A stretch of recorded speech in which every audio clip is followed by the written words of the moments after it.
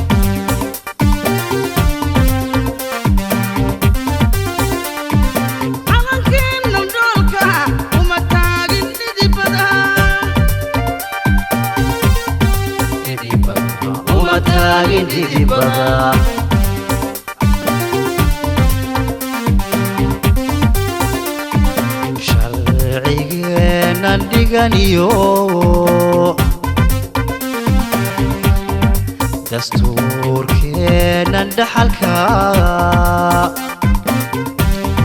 xerarkii ma dhaqan karin